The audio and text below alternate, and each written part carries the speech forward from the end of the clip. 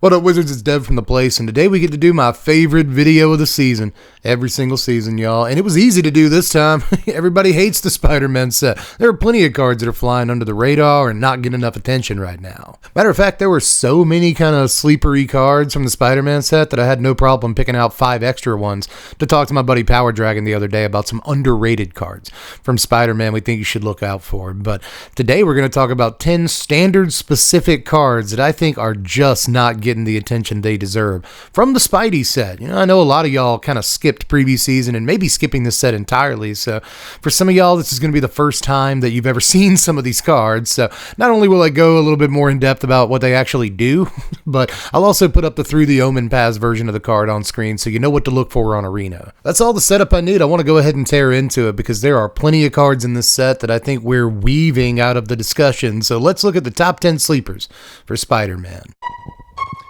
And I'm your favorite Magic Channel's favorite Magic Channel. Best believe that the professor go bananas for my deck tech. And we're back to blaze through these honorable mentions like Molten Man.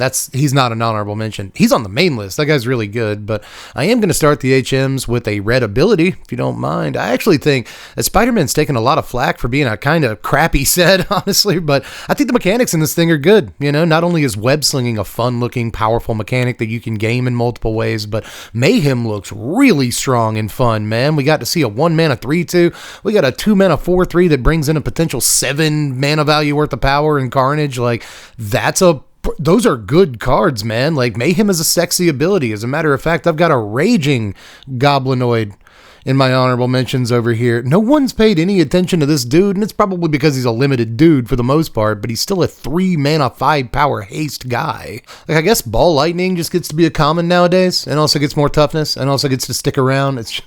Is it better than Ball Lightning? I guess there's a reason nobody plays Ball Lightning in Standard right now. You could if you wanted to. It's in Foundations, but for what it's worth, I think that this isn't the best card in the world, but 3 mana for a 5-power haste guy is something you at least have to pay some attention to. I think there's a version of a mono red deck that could actually like this. All that said, there's a reason it's an honorable mention, so I'll move on to another red card I could say the same thing about. This is Superior Foes of Spider-Man. Have you seen this? Have you heard about this? It's mostly an honorable mention because I want to be able to say I was right in some way if it ever does pop off, because this, if you haven't seen it yet, is kind of an up the beanstalk variant, which signals a lot of danger. It's 3 mana for a 3/3 trample, which is already at least kind of on rate, but whenever you cast a spell mana value 4 or greater, you exile the top card of your library, and you can play that card until you exile another card with this guy. So again, very beanstalky text, and in fact, this time it's not even 5 mana value, it's 4 mana value, which should be even easier to get. However, you know, I will acknowledge that it's a 50% markup from an up the beanstalk. It doesn't draw a card or anything when it comes into play, which kind of sucks, and it's a creature, which is way more easily removed than an enchantment, so this is a very nerfed beanstalk. It's like this high off the ground, you know. It's not really going to take you too many places, but I will just say that whenever we see an ability like this from now on, we probably should pay some attention to it because it was so cracked the first time we got even a version of this. That said, this is a fixed version of Beanstalk, by which I mean to say a neutered version of Beanstalk, and I'm not really sure how good that's going to be moving forward, but at least it's a card I felt like I should point out. But my last honorable mention here is Unstable Experiment. This just kind of keeps catching my eye and won't let go of it. This is 2 mana for an instant. You draw a card, and then a guy you control connives. So this could effectively draw 2 cards and let you pitch 1, and there's all kinds of reasons you might want to throw cards in your graveyard, especially with Mayhem running around. That seems like a nice coupling there, but you might just want stuff in your yard to reanimate or whatever. You might not mind pitching a land even if your creature doesn't get a +1/+1 counter, but it is worth noting that the creature could get +1/+1, in which case this can be a combat trick, and a pretty neat one too, because not only will you draw a card, you're not spending too much mana, you might have mana left over to play whatever you draw, so that's fun. That's a fun experiment, but also you might just be able to use it on blocks or when your guys are blocked to kind of blow people out some of the time. So again, I think this is probably going to skip under a lot of people's radar, and I think it's kind of a mistake. Let's get on to the main list here. My number 10 is Bioorganic Carapace. Now, when we first saw this card on stream, I was live when I first ever saw this card. And I kind of talked myself into it. When I first read it, I was like, oh, no, that's pretty bad. But the more I look at it, and the more I look at it off stream, especially now, the more I think that there might be a deck out there for this card. This is 4 mana, which is kind of steep for an equipment, but it equips itself to something when it enters the battlefield. The creature it's equipped to gets +2/+2, and whenever that thing gets in, you draw a card for each modified creature that you control, which could be a lot of cards, but since you've got an equipment on at least one guy, you'll be drawing at least one card. But it's not too hard to conceive of a world without it being like Magical Christmas Land, where you have like 2-3 modified guys out at the most when you actually get in on curve with this card on a creature. Not to mention, again, the +2/+2 ain't half bad and will help it get in and survive multiple combat steps too. So 4 mana is a lot. I don't think it compares super favorably to, say, Endearing Curiosity, obviously, but I do think there are some decks, like for instance the blue-white Cloud deck that plays like Cloud and Astrologian's Planisphere, and a bunch of spells. I think that deck might really like at least a one of a card like this, because you can draw a bunch of stuff off of it. Let's move on to number 9 here, which is Rocket Powered Goblin Glider, which is a silly name, and you might think it doesn't sound like a Magic card, but that's because you've never seen Rocket Powered Turbo Slug, obviously. This is an uncard, which I honestly think says a lot. I guess it's worth pointing out, too, that we also have a card named Goblin Glider. So they just like stapled together 2 names of Magic cards to make this thing. But at first glance, you might not think it looks that good. 3 mana for an equipment that equips for 2. It gives the creature +2/+0, flying and haste. Like a pretty aggressive stack of abilities, but that's kind of expensive unless you mayhem it in. Now, it only costs 2 mana to mayhem this, which I haven't really explained to the fullest yet. It basically means that if you've discarded this thing at any point this turn, you can play it. Now, you can't ignore timing restrictions. You have to do it when you could otherwise do it. It's not quite like Madness would work, but still, I think it's a really solid ability, and in some cases, I think it's a busted ability. Not sure it's broken on this thing, but 2 mana in total to just throw this into play the same turn that you discarded it and throw it onto a creature, because if you make him it, you just get to stick it to something, which is great in a lot of decks, especially the discard heavy decks that play like Marauding Mako, Tersa Light Shatter, and a couple of other things that just like are creatures or bodies that discard cards or care about cards being discarded.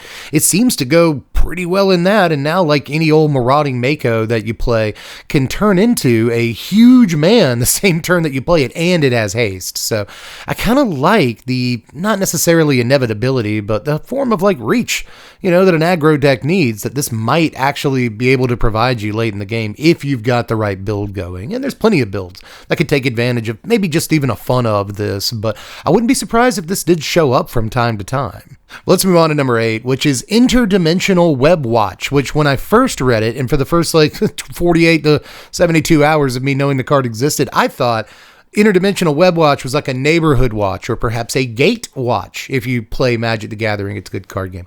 I thought it was that kind of watch, but no, it's like a watch that you wear on your wrist, which is sillier, but I still kind of like it, especially considering it's kind of a Hedron archive that just gives you the cards. It also kind of compares a little bit to Mightstone and Weakstone in some ways that I like. At least I see it. I don't know if you see it, but I see it. Now, just like Mightstone, Weakstone, this taps for 2 mana with a restriction. In this case, you can get mana of any color, but you have to use the mana to play spells out of exile, which is fine because the card actually puts 2 spells in exile for you to play when it enters the battlefield, which is not a bad deal. But there's plenty of other ways to like impulse draw in standard. Red's got a lot of it, but apart from that, there's also like warp and adventures and a couple of other ways to cast spells out of exile. So lots of ways to actually fuel this right now. A lot of good things to say about this, and I hear literally no one saying them but me. Am I a madman? I don't know.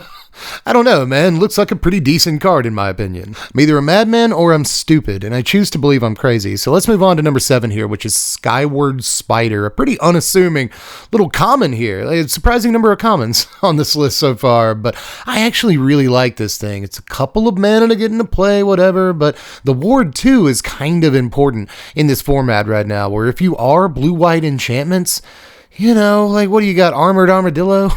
You're going to add green and play Toadstool Admirer? You're not going to do those things. Those cards are so bad. So, I just think that this is probably your best bet for like a Bogle type, like, build your battleship creature in Standard right now. So, if that deck is any good, I think that this could be a potential 4 of in it. I like it so much, I just want to shelter it forever. You know what I'm trying to say? So I think this wears the Sheltered by Ghost like incredibly well, but it wears a lot of enchantments well, and Ethereal Armor specifically, It's just like, I really think that this is in some ways the deck the Blue-White Enchantress, lists have been kind of wanting for, I don't know, as long as Duskmourn's been out at least at this point, which is a long time now. Let's get on to number 6 here. Another lower rarity card. There's a lot of good ones in this set, like Eerie Gravestone over here. I'm a little bit excited for this. It's 2 mana for an artifact. When it comes into play, draw cards. One of those. Those are pretty good, especially if they have some upside, and this has some very good upside. If you pay 1 in a black and sacrifice this, you get to mill 4 cards and then return a creature card that you milled that way to your hand. Now, it kind of sucks that it's not just a regular old Raised Dead and it can get any creature back. That would make it much, much better, but in the right deck, you should hit a creature in those top 4 cards, right? Like in Pixie, for instance. We've already seen Orzhov Pixie, even without Hopeless Nightmare, be a deck this season, and with this card, you can pick it back up and play it again to draw cards, like a Cryogen Relic. I like that about it, but you can also use it to maybe hit a Pixie or whatever. There's like a bunch of creatures that basically do the same thing in that deck, and you probably have a high enough density of them that you'll hit one of them when you mill the 4. All of that seems pretty good to me, but it could be beyond just Pixie decks. This could go in maybe the Mono Black Demons decks. It could go in the green-black, like Insidious Roots kind of decks that want to mess with their graveyard, or anything else that's trying to self-mill. This is more than halfway decent, and if you care about artifacts, it's good for that reason too. You can bargain it away some of the time. It's just an artifact sitting on the table that drew you a card, and there's a lot of uses for that. But we are halfway down the list, and I want you to look at this photograph over here. This is pictures of Spider-Man, and it's a green stock up. Basically, this is 3 mana for an artifact that when you play it, it comes into the battlefield. You're going to look at the top 5 of your library, take 2 creature cards, put those into your hands. So like way worse than stock up in that way, because you have to hit creatures off of it. You can also sack this for a little bit of mana and you get a treasure token out of it, which I think is actually a really, really good mode. Like no one's talking about it. Everyone that is talking about it, which is precious few people, is just calling it a green stock up, myself included. But I guess it's worth noting that you can't bounce stock up, you can't blink stock up, and you can do those things with this card. And just like the last card, you can bargain this away if you want to, because it's an artifact and you already got the value off of it, so who cares. It kind of works in Simulacrum Synthesizer because it's a 3 mana artifact, but what creatures is it going to hit? So I'm not sure about it there, but still, there are decks that this could feasibly go in right now, because it is basically a card advantage piece that if you built your deck right will always get you the 2 cards for 3 mana. And that's not always great, but when you get this kind of card selection, it suddenly does become great. And the fact that it again trades in for a treasure token, there's not a single bad thing about this card except for kind of trying to figure out where to put it. But let's move to number 4 here. Actually, low-key, one of my favorite cards in the entire set. This is Mysterio, Master of Illusion. And I want to tell you that I had a whole bit planned for this one, where I was going to kind of dress up as Mysterio. I was just going to go get like a fishbowl and put it on my head or something. They want $30 for a dang fishbowl. I barely have 30 cents for fish bowls, so I didn't end up buying the fish bowl, but I was at the store looking at it, so I almost committed to the bit. Either way, I really like Mysterio. I think he's a great dude as far as like characters and villains in Spider-Man go, but one way or the other, the card is good too, and I just don't think anybody sees it. This is one of the cheapest rares in the set. Even as far as pre-release prices go, it's still a really cheap rare in this set. And I don't know, maybe no one sees what I see, but this is 4 mana for a 3/3 in blue, which I think is where most people just turn their brains off. But the text, that's what's usually important on Magic cards. It bears true here as well. When this enters, when Mysterio comes into play, you're going to get a 3/3 token villain guy for each non-token villain that you control, and then you exile him when Mysterio leaves the battlefield. Big deal. So basically, you'll always get 6 power on 2 guys for your 4 mana, because Mysterio is a non-token villain, and the card doesn't say like other non-token villains or whatever, so it always counts Mysterio. So you're getting 6 power on 2 bodies for 4 mana.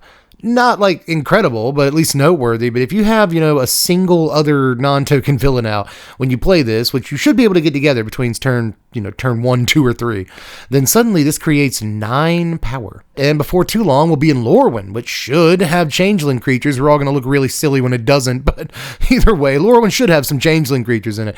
In which case, a card like this gets way, way better because you can play good creatures on curve, not have to worry about villains so much, and still get the benefit from this. Why do you need all that power? There's a lot of reasons you might need all that power. Maybe you want to attack or block in a game of Magic the Gathering. That's a number one reason why you might want all that power and toughness. If on turn 4 you can put like 12 or even 15 PT on the table, I think you're doing a pretty good job. But, apart from that, you might also have like impact tremor style effects, which I'm not saying this is good in, but anything that cares about when creatures enter the battlefield. Suddenly, this is a pretty decent ability. But what I really like it for is stationing, There's a lot of really high station costs in Standard thanks to Edge of Eternities. It's like crewing, but it's not crewing, in case you skipped the last 4 sets. But anyway, station costs tend to be really, really high, and they're especially high on all of the planets, the lands that station.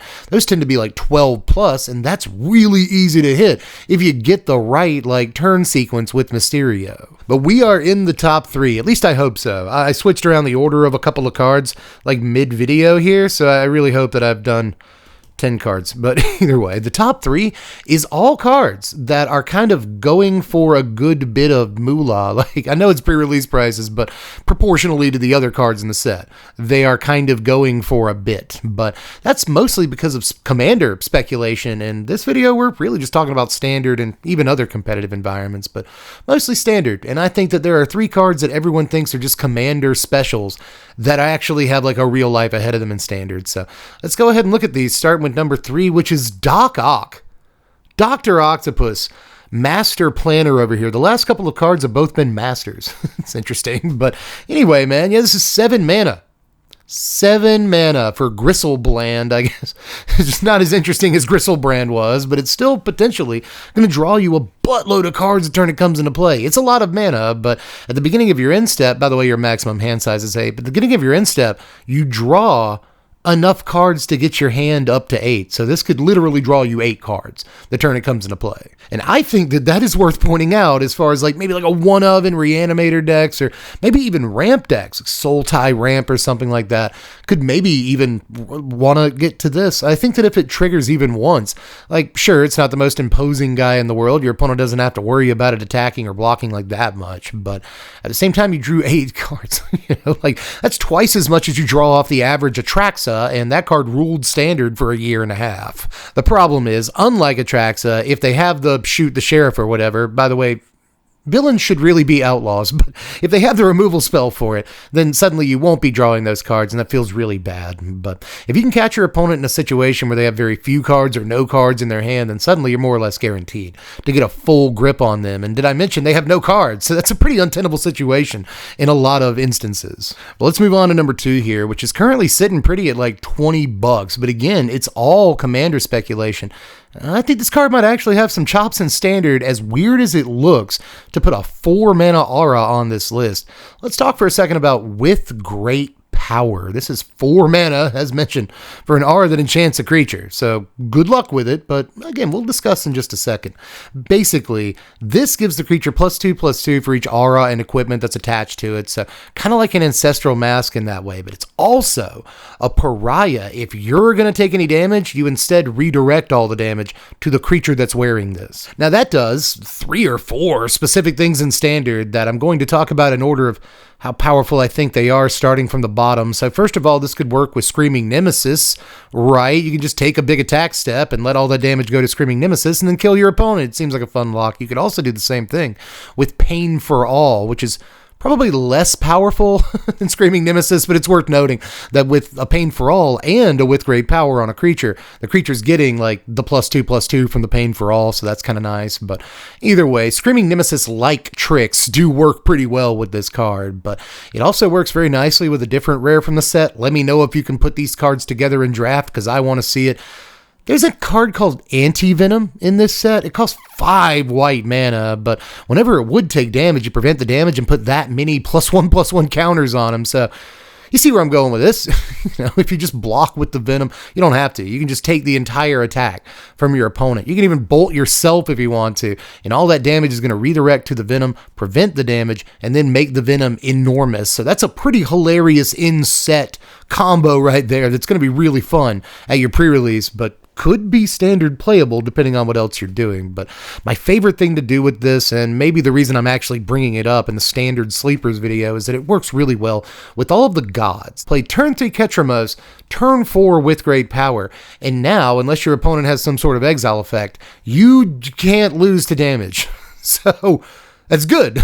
Like, on indestructible creatures, this seems freaking phenomenal. Like, there's also the 2 mana Hazaret in red. She has indestructible as well, and also seems great with great power. I mean, it seems pretty bad to play a 4 mana aura on turn 4, but I won't say this wins the game immediately, but even if you're playing against aggro, it makes sure you don't lose the game immediately. And if you are throwing it on a Ketramos or a Hazaret, there's a very, very, very good chance that even though you spent all your mana on turn 4 to do this, you are not going to lose the game when you say go. So again, I think it's pretty easy to stick this to a couple of important indestructible creatures in standard right now, and I think that might have a huge impact at the end of the day. And for my number 1, again, this is another commander card that commander players are all about, and I haven't seen a single standard player be like, oh no, that's good in our thing too. But it is. I promise you it is. Let's take a look at Strength of Will here at number 1. I have seen some people pass this over as just a normal old combat trick. This is a massive blowout. And interestingly, it works pretty well with great power. Just to throw that card back up on screen for a second, because look how well these two cards work together. But despite all of that interaction, this is just great. First of all, in like Tifa decks with Tifa and Mossborn Hydra, because if they are going to take damage to, a lightning strike or another damage-based removal spell, this is a ridiculous turnaround. But all you got to do is block with them, like, oh, you're blocking with your 1/1 Hydra? Like, yes, sir, I am. Yes, madam, I am doing that because I'm about to put 4 +1/+1 counters on this Hydra, son. So, like, this is a wild card in the kind of Tifa-ish landfall decks. But even beyond that, this is an amazing protection spell in any deck that plays forests and wants to protect its creatures, which is, again, beyond just the Tifa decks, the Ouroboros decks, the Simic Ouroboros decks especially, that have a sort of tempo aspect to them. They're leaving mana up anyway. Is a wonderful spell when you have mana up. And I'm not sure that it's better than, say, a Snakeskin Veil or something that costs just the 1 mana. But if you're in the right situation, you can easily blow your opponent out, effectively win the game with this looks like a combat trick, who cares kind of spell. So just an amazing thing here. And by the way, it's worth pointing out too, this has a easily reprinted name, which I haven't really pointed out on too many cards so far. I guess With Great Power is one of those too, but that's specifically a Spider-Man thing kind of. But like Eerie Gravestone and stuff like that, these are cards they could reprint outside of the Spider-Man set, and I think that would be nice. So don't be surprised if you see Strength of Will in another standard set or a commander product a little bit down the road, because it is exactly the kind of card they should reprint, and again, because of the name, they can. But that's Allski Kowalski for this one. Just remember, if you want more of this content, you can go over to Power Dragon's channel. I'll leave a link in the description. You can check out the conversation we had where we talked about some more underrated cards from the Spider set. But between these two videos, I've done 18 cards, but it's still somewhat likely that I missed a couple. So let me know in the comments section if there's anything you've got your eye on that you think is kind of under the radar from the Spider set. Apart from that, in a day or two, it won't be long, we're going to be putting out the top 10 commander cards in the set with no crossover from this list, although I'm sure I'll mention a few of them that we talked about today. But we'll also be talking about our top X cards in competitive from Spider-Man, and I think there's at least 20 I want to point out this time. Thursday, I believe that's tomorrow as I record this, Thursday around 8 or 8:30 p.m. Eastern Standard Time, I'm going to be getting on twitch.tv/SBMTGDev, and I'm going to be rating, ranking, assigning a number to every single card in the Spider-Man set. There's only like 200-something cards in the set. It's a smaller one than usual. Hopefully, I'll be able to break my record. We'll see. But come over there, link in the description so you can follow on Twitch and get ready for the big day. It's one of my favorite things to do in the previous seasons, too. But apart from that, lots of content coming up, so sub to the channel. Last I checked, I only need 11 subscribers to get to 138,000, so help us out with that. It would mean a lot to me. And of course, we have a Patreon. Just $1 a month to help support the channel. It's really the only way that I make money off of YouTube and make a little bit of AdSense money, but really Patreon is what kind of keeps us going every single month, and I couldn't do it without them. Thank you if you're already a patron, and if you want to become one, it's only $1 to help support the channel, and you get to vote on what decks we do around here. So get in there, link in the description, or at least a thing you can paste into your address bar in the description. But anyway, y'all, that's got to be it. I've taken too much of your time today. Love you all. Just do the YouTube stuff on your way out, and I'll catch you cats later. I'm Dev from The Place. Thanks for watching, Wizards. Spread love and be kind.